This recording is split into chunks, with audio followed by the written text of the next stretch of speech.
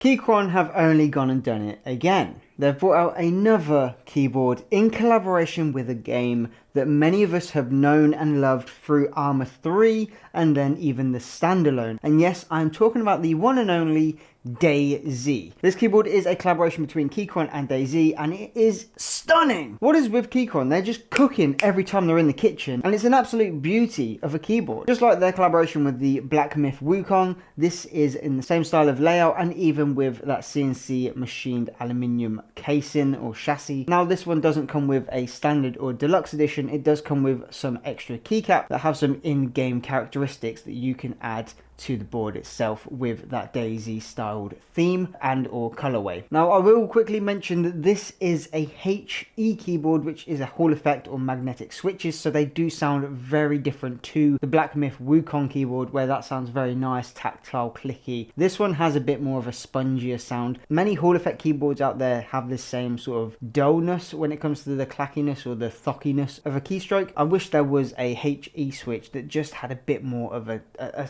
sweeter sound, you know. But what's weird out of this is the spacebar and the shift all have this more thockier noise compared to the actual key presses of the numbers and letters. I don't know how that works, but it does. You'll hear it in the sound test at the end of the video, so I will throw that out there. But obviously being HE, you get all the activation points with the Keychron software. You can change all of the different settings, have rapid trigger and all of that good stuff. Everyone knows about HE keyboards and HE switches, so I'm not going to go into a huge spiel about their software and how to use it and what it does.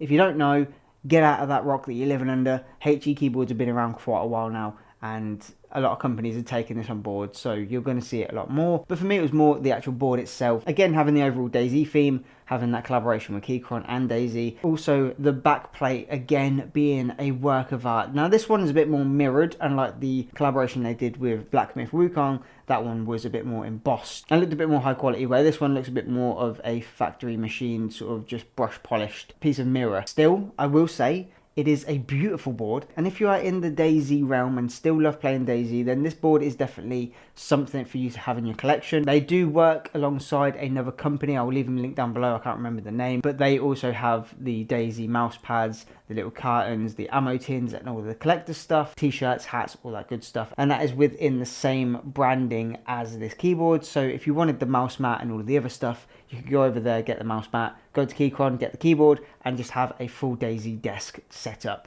Would look absolutely insane. Now, when it comes down to the keyboard itself, it is the 3-tri connectivity as always. You've got your BT, your wireless dongle, and your wired. The USB is centered in the middle, which is nice. It's either in the middle or on the left. I don't get the ones on the side or on the right. It really just makes no sense because that's where your mouse is, unless you are a left-handed player.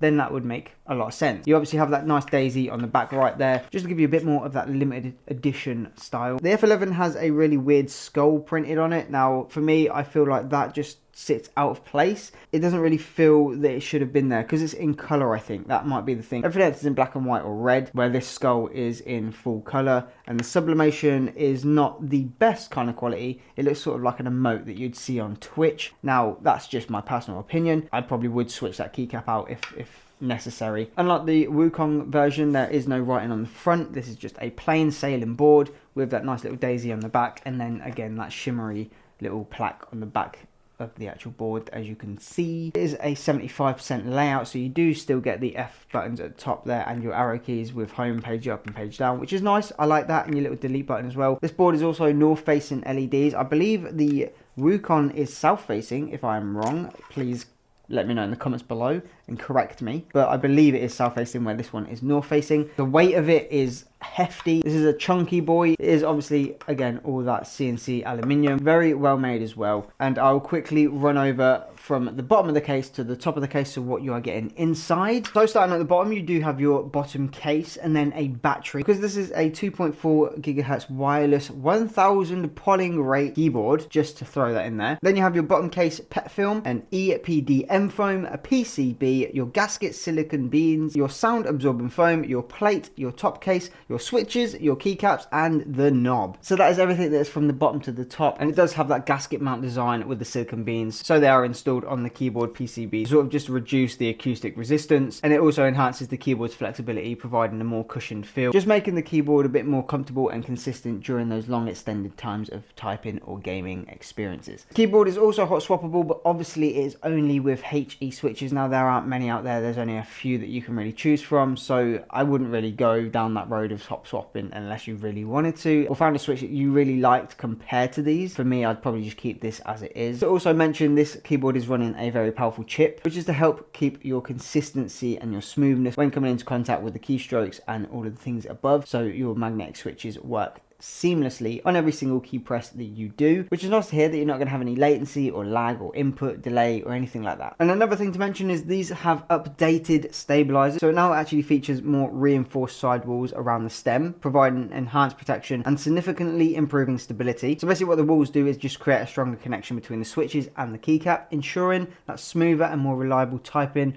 on larger keys such as the spacebar, shift, enter, and backspace. So that could probably explain the reason why they sound a bit more thockier and solid compared to the mushier sounding keycaps in the center, maybe. And now, just before I forget the name of this, the switches in this keyboard are the Keychron Double Rail Magnetic Nebula Switch. Wow, that's a mouthful, and they're the purple ones as well. That's the switch that comes with the board. Now, all in all, this is coming in at $179.99 US dollars, so that will obviously change depending on the region that you are in. But for me, I feel like because of the stuff that you're getting with this keyboard, you know, the full metal body and all the other stuff that we've mentioned, I feel like that's a reasonable price for this kind of keyboard. There's other boards out there that don't even give you half of the stuff that you're getting in this for almost triple the price. So this is a very budget friendly collectible keyboard if you are in the collectives, or even if you just want a new keyboard that is gonna, you know, show off and show up. This is the board for you. That's a good title. Show off and show up.